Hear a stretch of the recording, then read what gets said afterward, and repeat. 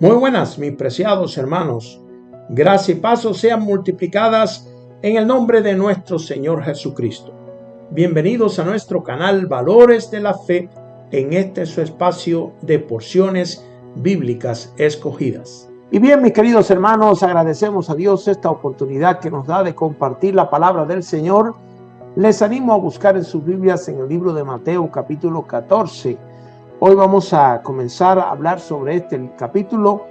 Así que la primera historia que encontramos en el Mateo capítulo 14 es precisamente la muerte de Juan el Bautista.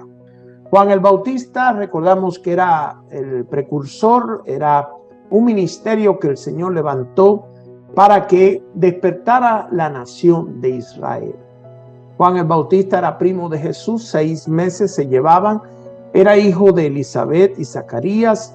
Esa historia maravillosa que el Señor nos cuenta, nos permite ver un poquito en los evangelios cómo el ángel del Señor avisó primero sobre el nacimiento de Juan el Bautista y luego 6 meses después viene a avisar a María para el nacimiento de Jesús. Así que Juan el Bautista, Dios lo mandó para hablar a la gente, despertar a la gente sobre la necesidad de volverse a Dios. Recordemos que cuando el Señor Jesús nació, la nación de Israel estaba adormecida. Habían pasado 400 años de silencio desde el último profeta Malaquías que apareció en el Antiguo Testamento.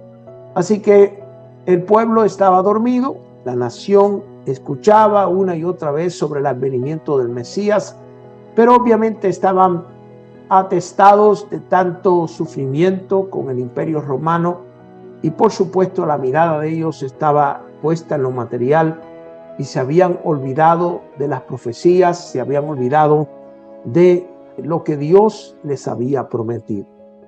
Diríamos que en los tiempos de Cristo la nación de Israel estaba adormecida en cuanto a lo espiritual. Es por eso que el Señor envía a Juan el Bautista la misión de hacer despertar el pueblo. El mensaje de Juan el Bautista era muy típico, bautizaba en el río Jordán a la gente, les decía arrepentíos porque el reino de los cielos se ha acercado. Juan el Bautista vivía como ermitaño y la gente escuchaba el mensaje y por supuesto se arrepentían de sus pecados. El mismo Jesús fue a bautizarse en las aguas del río Jordán por Juan el Bautista y ese día que estaba bautizándose hubo una manifestación del Señor. El Espíritu Santo descendió como paloma y una voz del cielo se escuchó para decir: este es mi Hijo amado en el cual tengo complacencia. Así comienza este capítulo 14 narrándonos que Juan el Bautista le decía a Herodes: arrepiéntete de tu pecado. Herodes era el rey, Herodes era judío, pero vendido a los romanos, y Juan el Bautista no tenía temor de decirle al propio rey: arrepiéntete, vuélvete a Dios, y básicamente le llama la atención sobre una relación que tenía con la mujer de Felipe, su hermano. Esta mujer se llamaba Herodías, y Herodes se sentía afligido y condenado por las palabras continuas de Juan el Bautista sobre aquella situación pecaminosa que Herodes estaba envuelto. La Biblia nos dice, hermanos, que Herodes estaba tan enojado que tomó a Juan el Bautista y lo puso en prisión. Dice que Herodes escuchó la fama de Jesús, pensó que Juan el Bautista había resucitado. Y aquí, en este contexto, es que conocemos qué había pasado con este gran hombre de Dios. Sabía Herodes que si mataba a Juan el Bautista, se buscaba un gran problema. Así que dice que cuando se celebraba el cumpleaños de Herodes, la hija de Herodías danzó en medio y agradó a Herodes, por lo cual le prometió con juramento darle todo lo que pidiese. Ella, instruida primero por su madre, dijo: dame aquí en un plato la cabeza de Juan el Bautista. Entonces el rey se entristeció, pero por causa del juramento ordenó a los guardias que mataran a Juan el Bautista en la cárcel y le entregaran aquella chica la cabeza de Juan el Bautista en un plato tal como ella lo había pedido. Así que nosotros nos enteramos de lo que había pasado quizás un tiempo atrás con la vida de Juan el Bautista, porque el capítulo 14 de Mateo comienza a hablar sobre que la fama de Jesús había crecido a un punto tan importante que Herodes pensó en sus adentros: lo que ha pasado es que Juan el Bautista ha resucitado. Aquí está viendo Herodes cómo el Señor Jesús está haciendo un trabajo similar al de Juan el Bautista, con más intensidad, con más fuerza, más abarcativo. Por lo tanto, Herodes pensó: lo que ha pasado es que el hombre que yo maté, Juan el Bautista, el profeta, ha resucitado. Así es entonces como nos enteramos de la historia. Quiero sacar de esta historia la siguiente verdad, y es que nos debe llamar la atención que Juan el Bautista, a pesar de estar en peligro su vida, o a pesar de el hecho de que estaba hablándole, exhortando a una autoridad, al rey, y que esto podía costarle caro, a pesar de eso, Juan el Bautista no se limitó, sino le daba la palabra de exhortación. Aquí tenemos una enseñanza, y es, en primer lugar, creo que las personas que están en autoridad, no importa si están en autoridad y nosotros creemos poder o no poder llegar a ellos, lo cierto es que ellos necesitan también escuchar la palabra de Dios. Dios tiene misericordia y compasión. En el caso de Herodes era un hombre sumamente impío, sumamente pecador, y además de eso era un vendido a los romanos. Pudiera pensarse de que Dios no le interesaba que Herodes pecase y que se perdiera. Sin embargo, él envió a Juan el Bautista para llamarle la atención. Aquí vemos la gracia de Dios y la misericordia de Dios, aún para personas sumamente pecadoras, como Dios le envía salvavidas, le envía exhortación, le envía profetas para que le llamen la atención para ver si se arrepiente.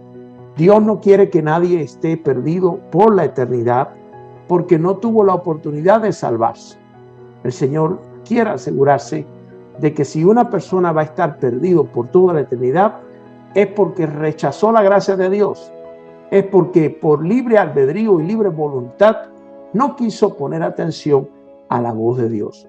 Nunca, para nada, Dios va a permitir que una persona se vaya al infierno o se presente ante las puertas de la eternidad, de la muerte, sin haber tenido el chance de escuchar de la voz de Dios y poder arrepentirse de sus pecados.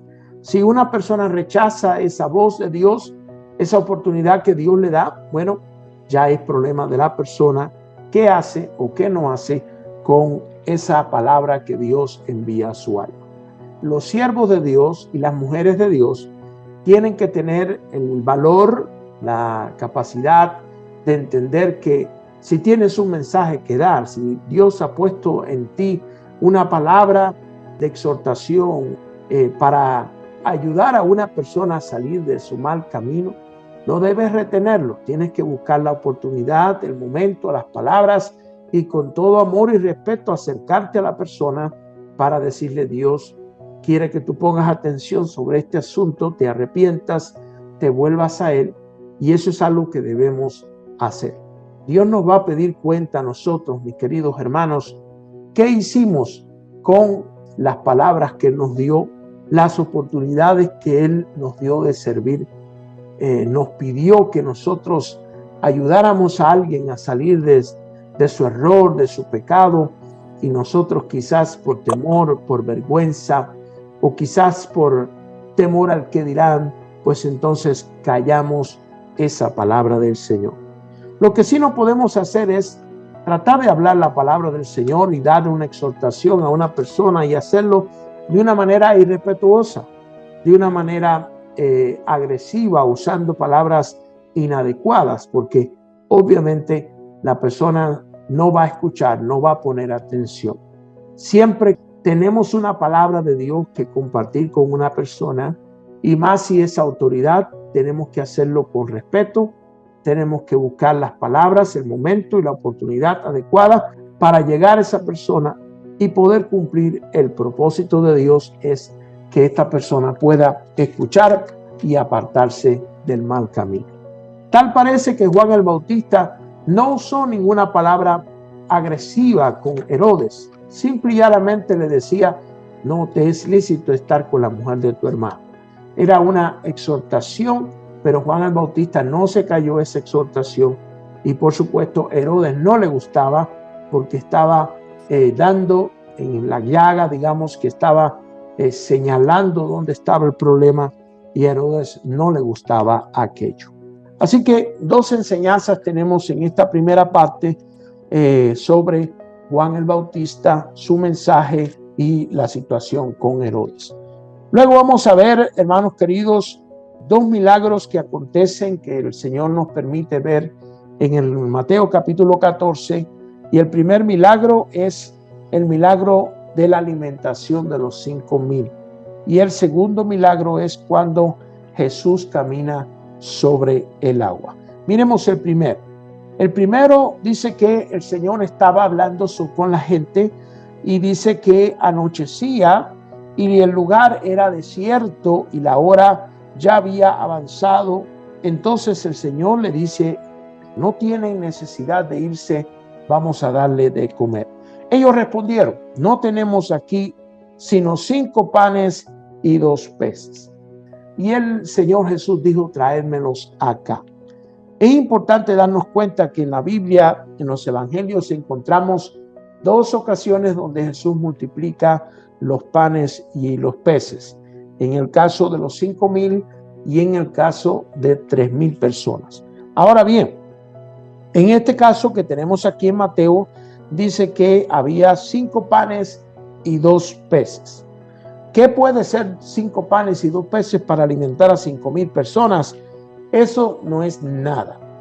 Dice: mandó a la gente recostarse sobre la hierba, y tomando los 5 panes y los 2 peces, levantando los ojos al cielo, bendijo y partió, y dio los panes a los discípulos y los discípulos a la multitud, y comieron todos y se saciaron, y recogieron lo que sobró de los pedazos, 12 cestas llenas, y los que comieron fueron como 5,000 hombres, sin contar las mujeres y los niños. Imagínense, hermano, cuántas personas debieran haber comido ese día. Si eran 5,000 hombres, entonces ¿cuántas mujeres habría?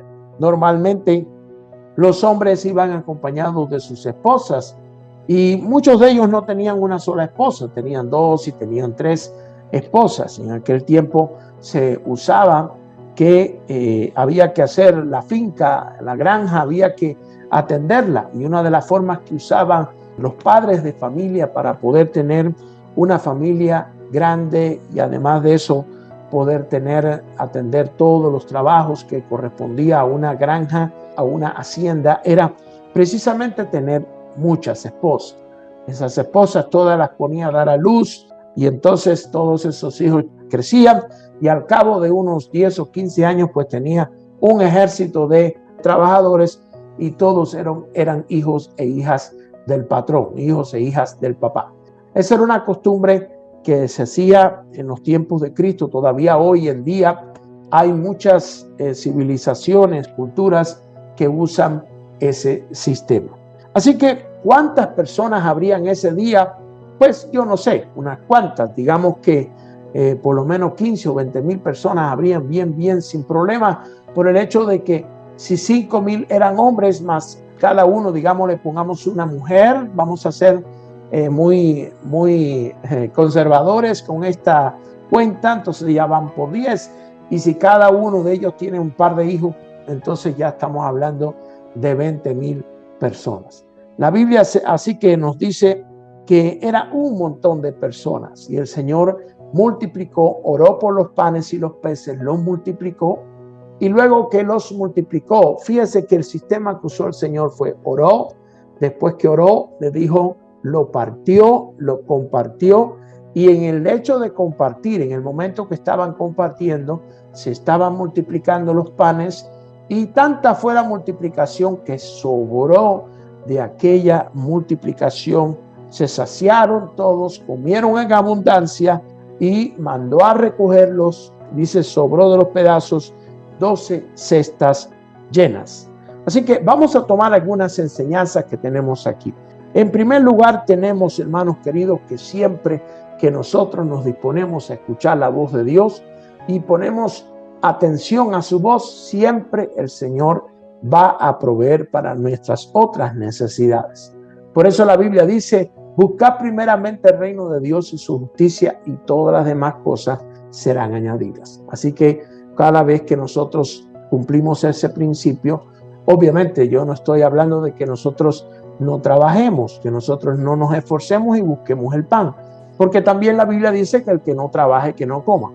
Sino lo que quiero decirles es, cuando tú sabes tener el tiempo para trabajar, el tiempo para buscarte el pan, pero sabes separar el tiempo para buscar al Señor, para buscar a Dios, sin quitar al Señor del primer lugar. Porque una de las cosas que pasa en este país, hermanos, es que bajamos a Dios del primer lugar y ponemos el dólar en el primer lugar.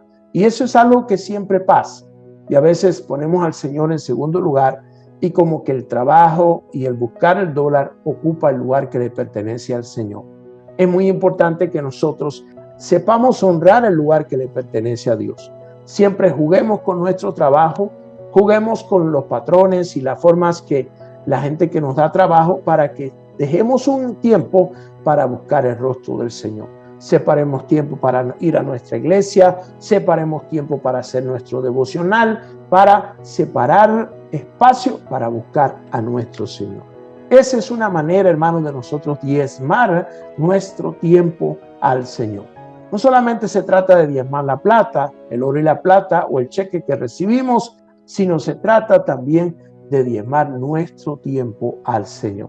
Aquella gente había separado de su tiempo, ellos tenían sus fincas, tenían sus trabajos, tenían sus ocupaciones, obviamente, pero ellos separaron un tiempo para escuchar al Señor Jesús. Entonces el Señor les premió supliendo necesidades que ellos tenían. Y esto es algo que siempre se va a cumplir en tu vida. Siempre que separes el tiempo para el Señor y no comprometas el tiempo de Dios, sabes, hermano, que Dios va a multiplicar las otras 90 porciones que quedan para ti, las otras 90 porciones de tu plata, las 90 porciones de tu tiempo, las 90 porciones de todas las ocupaciones que puedas tener. Dios dice: voy a multiplicarlas, voy a suplirte en abundancia. Ahora bien, ese es el primer principio. Siempre que separamos y respetamos el tiempo de Dios, Dios se ocupa de hacer multiplicación en nuestra despensa, hacer multiplicación en nuestras finanzas, en nuestra salud, en nuestro trabajo y en todas las cosas que emprendemos. La segunda enseñanza que encontramos aquí, hermanos queridos, es que Jesús bendijo los alimentos. Seguramente hemos aprendido a bendecir los alimentos, que cada vez que vamos a comer, oramos: Señor, bendice estos alimentos, santifícalos, haz que sean de provecho para nuestros cuerpos. Las razones por las cuales nosotros bendecimos los alimentos es básicamente por tres razones. La primera razón, por agradecimiento a Dios, porque el plato de comida que nos estamos comiendo ese día lo tenemos enfrente porque Dios así lo permitió, porque Dios lo suplió, porque me dio fuerzas, trabajo y recursos, posibilidades para poder servir ese plato de comida. La segunda razón por la cual oramos por los alimentos es para que Dios los multiplique. En la segunda parte de la oración pedimos multiplicación para los alimentos que estamos comiendo. Y usted dirá: pastor, ¿cómo es eso? Si es que tenemos un plato lleno de comida, sí. Pero al orar por los alimentos estamos pidiendo multiplicación por los alimentos que están en la despensa. Pero a la vez estamos orando por aquellos que no tienen. Estamos pidiendo a Dios: Señor, suple a aquellas personas que no tienen. Jesús tenía los alimentos en la mano, tenía los peces y el pan en la mano, pero realmente todas las 5,000 gente que estaba sentada ahí adelante no tenían ningún pez ni ningún pan. ¿Entienden eso? Y el Señor Jesús oró por ellos, oró por los alimentos. Y cuando oró por los alimentos, se hizo una abundancia tal que hasta esa gente, esos 5,000 hombres con toda su familia, tuvo oportunidad también de comer de ese pan. Cada vez que nosotros oramos por los alimentos, oramos por los pobres, por los necesitados, por los que nada tienen.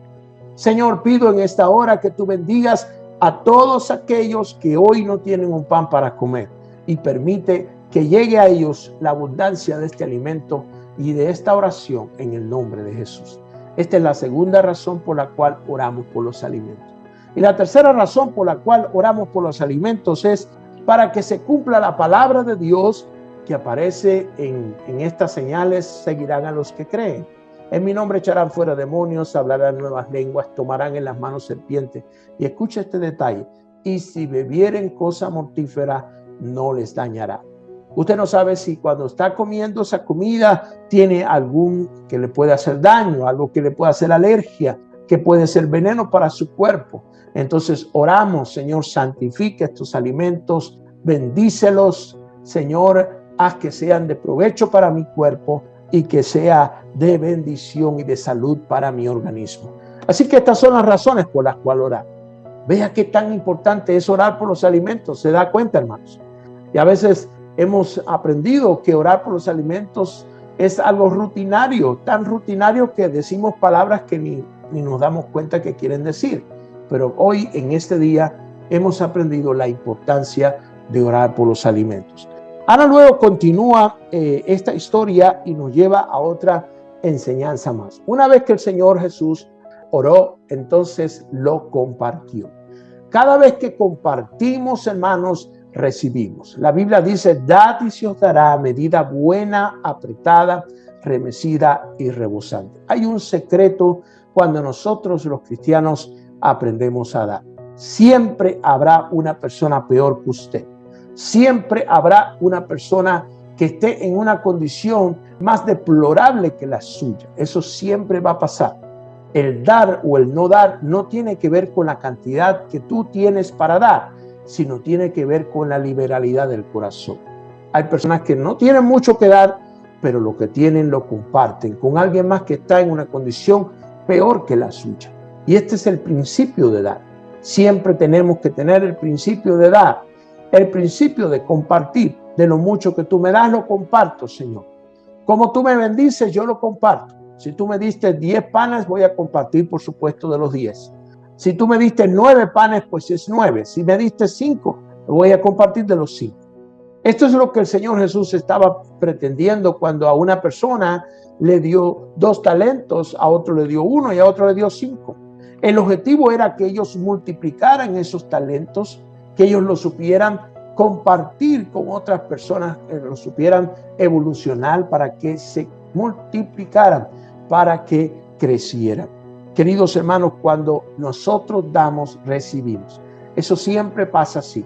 Usted da con esta mano, con la mano derecha usted da y usted recibe inmediatamente por la mano izquierda. Dios le da.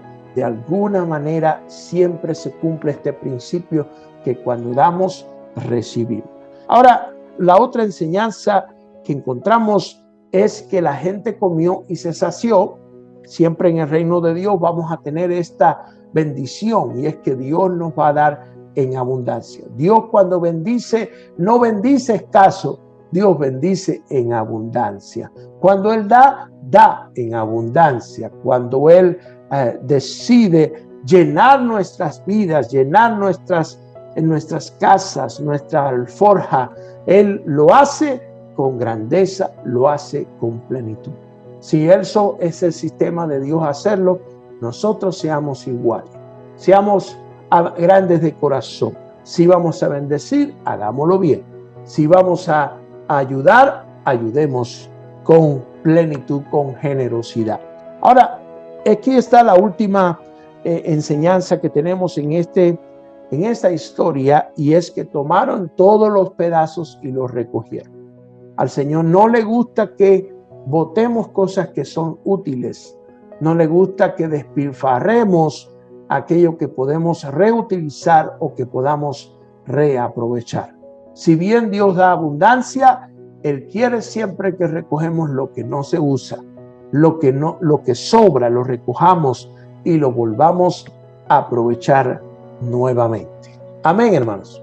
Aquel pan, aquel pescado que se había multiplicado, fue tan multiplicado y tan abundante que hasta los pedazos que sobraron se recogieron y se convirtieron en una cantidad de alimento reservado para otro momento, porque al Señor le gusta que no despilfarremos. Vamos a continuar en este capítulo 14 y es la historia tan hermosa cuando el Señor Jesús camina sobre el mar. Dice, enseguida Jesús hizo que sus discípulos entraran en la barca y se fueran a la otra ribera. Entre tanto que él despedía a la multitud. Despedida la multitud, subió al monte a orar y cuando llegó la noche estaba allí solo. Y ya la barca estaba en medio del mar, azotada por las olas porque el viento era contrario. Mas a la cuarta vigilia de la noche Jesús vino a ellos andando sobre el mar. Y los discípulos viéndole andar sobre el mar se turbaron diciendo un fantasma y dieron voces de miedo. Pero enseguida Jesús les habló diciendo, tened ánimo, yo soy, no temáis. Entonces les respondió Pedro y dijo, Señor, si eres tú, manda que yo vaya a ti sobre las aguas. Y él le dijo, ven. Y descendiendo Pedro de la barca, andaba sobre las aguas para ir a ver a Jesús. Pero al ver el fuerte viento tuvo miedo y comenzando a hundirse, dio voces diciendo, Señor, sálvame. Al momento Jesús, extendiendo la mano, asió de él y le dijo, hombre de poca fe, ¿por qué dudaste? ¿Qué aprendemos en esta hermosa historia? En primer lugar, yo encuentro que el Señor Jesús se queda despidiendo a la gente. Quizás no era común en aquel tiempo que personas que tuvieran poder o autoridad se quedaran luego lidiando con las personas, saludando hasta el último que se fuese. Probablemente para un líder o una persona de autoridad, lo que correspondía era después que hubiese terminado el discurso, se levantara y se fuera y se ocultara de las personas. Como buen jefe, como buen señor, así sería. Sin embargo, el Señor no se quedó así. Él quería tener contacto directo con las personas. Y esto es algo que tenemos que aprender de nuestro Jesús. Cuando uno tiene una posición de liderazgo en el reino de Dios, uno tiene que procurar hacer la obra de Dios, predicar, hablar, amonestar, todo lo que necesita, pero después siempre haga tiempo para compartir personalmente, tú a tú, persona a persona, tener un tiempecito para juntos compartir. Hay muchos hermanos de la iglesia, termina el culto y salen corriendo de la iglesia, se van rapidito. Esto puede ser un día que tengas una emergencia o que tengas algo que hacer. Pero si eso es continuo, a lo mejor lo que tú estás huyendo es a tener un tiempo con tus hermanos después del servicio para saludarlos y tener un tiempo bonito con los hermanos de la congregación, y probablemente eso es lo que tú estás huyendo. Hazte esto, si el mismo Jesús, después que todo el mundo terminó de comer e hizo la fiesta, aún el mismo Jesús se quedó con la gente hasta el último momento, saludando y compartiendo con ellos. El buen líder procura acercarse a su gente y ser influencia, verlos de cerca y tener ese tiempo de compartir juntos. Ahora vamos a ver cómo los discípulos están en el mar, están pasando a la otra ribera y dice que en el mar se crea una tormenta, una fuerte ventisca que va en contra de la barca y ellos están tratando de llegar al otro lado, pero es casi imposible porque esas barcas no tenían motor, eran de velas y de remos, así que remar en contra de la corriente, no podían levantar las velas porque lo iba a ir a llevar a otro sitio. Así que esa era la crisis que estaban teniendo ellos en el mar, tratando de llegar al otro lado, pero las olas eran violentas y azotaban la embarcación.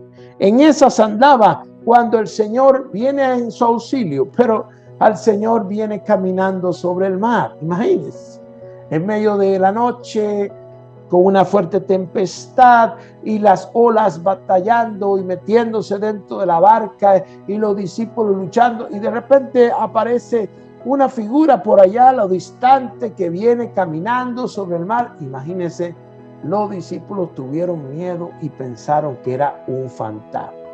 Empezaron a dar voces ahí de auxilio y de susto porque eso se veía como un fantasma, realmente una persona caminando por encima del mar. Ve, hermanos queridos, que en medio de todo aquel asunto que estaba pasando, los discípulos dice que dan voces diciendo: un fantasma, aquí estamos colapsados, para colmo de males, estamos en medio de una tormenta y ahora un fantasma nos va a atacar. Imagínense cómo estarían aquellos discípulos aterrados. Así que el Señor les dice: tened ánimo, yo sois, no temáis. Y hay algo interesante que pasa casi siempre después de grandes victorias, de grandes triunfos en el reino de Dios, después de grandes éxitos, siempre, casi siempre, vienen luchas espirituales, vienen batallas espirituales. Y la razón por la cual vienen esas batallas espirituales es precisamente para mantenernos con el aire apropiado. Hay un verso de la Biblia que me encanta, que dice que teniendo este tesoro en vasos de barro, para que la excelencia del poder sea de Dios y no de nosotros. Así que Dios permite que seamos de bendición y Dios nos bendice, y de repente los discípulos se montaron en esa barca, hermano, en las nubes.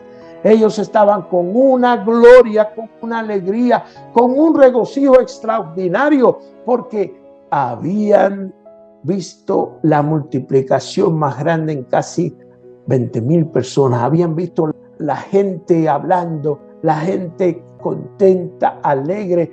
20,000 personas habían visto las maravillas de Dios ese día. Así que los discípulos estaban sumamente contentos y agradecidos. Pero les hacía falta algo que los desinflara, ¿cierto? Porque probablemente venían con el ego por allá arriba, por las nubes, con el yo por allá arriba, orgullosos de estar con el maestro. ¿Te diste cuenta cuánta multiplicación hubo? Yo creo que esa noche los discípulos estaban que no cabían en la barca, de la gran alegría que tenían. Así que les vino una tormentica por ahí y apareció Jesús como fantasma y ellos estaban dando gritos, se les fue toda la alegría. Ahora, lo interesante del caso, hermanos queridos, es que cuando vienen las tormentas a nuestra vida, después que hemos sido bendecidos, nunca nos olvidemos que no es un susto mayor, sino que todavía Jesús está con nosotros. La Biblia nos dice, hermanos queridos: he aquí yo estoy con vosotros todos los días hasta el fin del mundo. Siempre, hermanos queridos, que vengan las tormentas, los desánimos, las luchas espirituales en nuestra alma. ¿Será o no será?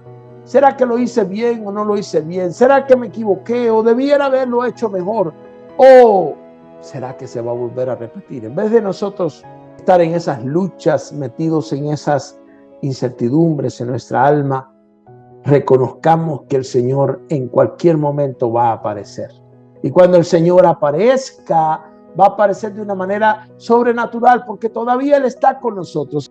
Y vea, hermanos, cómo el Señor se acerca a ellos. Y Pedro, tan intrépido, le dice: Señor, si eres tú, que yo vaya a ti por encima de las aguas. Y de hecho, hermanos, el Señor le dijo: ven. Y vea, hermanos, cómo Pedro comienza a caminar sobre las aguas. Ahora, antes de Pedro comenzar, el Señor le da una palabra que es una palabra alentadora para sus discípulos, cuando le dice: tened ánimo, yo soy, no temáis. Todavía hoy el Señor lo dice cuando hay aflicción, hermanos. Todavía el Señor está cerca de nosotros, probablemente como un fantasma, pero ahí está, ahí por encima del agua, que nosotros no lo vemos que esté en la barca, no lo vemos que esté literalmente cerca de nosotros, pero Él está diciendo: yo soy, no temáis, no tengas temor, yo estoy contigo para ayudarte, para vencer la tormentica esta y llegar al otro lado sin mayores problemas. Así que Pedro camina arriba del mar, pero él empieza a caminar, no sé cuántos pasos, la Biblia no dice si dio 2, 3 pasos, 4 pasos. Hermanos, cuando Pedro vio que estaba caminando encima del agua, dijo: wow, ¿qué está pasando aquí? De verdad Si mira cómo está el viento y esto está profundísimo aquí, seguramente me voy a ahogar con todo lo pescador que soy. Ay, mi madre, ¿en qué lío me he metido? Ve, hermanos queridos, cuántas veces nos ha pasado eso, ¿verdad? Que hemos estado bajo la euforia del poder de Dios, hemos estado bajo ese aliento espiritual, esa inyección de fe, esa adrenalina de fe, y nos montamos y decimos, Señor, yo quiero ir por arriba del mar, y empezamos a caminar y nos lanzamos a grandes proyectos, nos lanzamos a grandes cosas para Dios, y cuando estamos caminando por encima del agua, empieza la duda: ¿en qué me metí? ¿En qué rollo me metí? ¿Cómo se me ocurre subirme encima del agua? ¿Cómo es que se me ha ocurrido semejante locura? ¿Cómo está el agua aquí? ¿Cómo está el viento? Y nada más que empezó a dudar, olvídate que iba para abajo rapidísimo. El Señor clama al Señor. Pedro clama al Señor y dice: Señor, sálvame. Un pescador, hermano. Ese hombre, yo estoy seguro que nadaba como pez en el agua, pero era un choque de tantas emociones que el pobre Pedro dice: sálvame, Dios. Así que el Señor toma la mano de Pedro y lo sube encima del agua y lo pone en la barca y le dice: hombre de poca fe, ¿por qué dudaste? Quiero resumir este pedacito de la historia para decirle cuántas veces nosotros, llenos de esa pasión de Dios, nos lanzamos a hacer retos que están sustentados meramente por la fe. Que cuando los analizamos bien, el reto donde estamos, decimos: Señor, ¿cómo me metí aquí? ¿Cómo es que estoy haciendo esto? Si es que, bueno, la respuesta es: hombre de poca fe, ¿por qué dudaste? Cuando hacemos las cosas para Dios, cuando nos lanzamos retos en el nombre del Señor, tenemos siempre que tener presente que la razón por la cual estamos caminando sobre el agua, estamos haciendo ese proyecto de fe, la razón por la cual podemos lograr vencer la duda, vencer el temor, vencer la tempestad, la gravedad y ponernos a caminar sobre el mar, es porque la fe que tenemos en Cristo Jesús nos lo permite. Ojalá, hermanos queridos, que cuando nuestra fe que se quebrante, sepamos que el Señor está ahí a la par y le podamos decir: sálvame, sálvame, no te dejes hundir. Y el Señor te va a salvar. Bendita la palabra del Señor y bendita la enseñanza del día de hoy. Que Dios te bendiga mucho, mi querido hermano, y que la gracia y la paz del Señor repose sobre tu vida. Amén.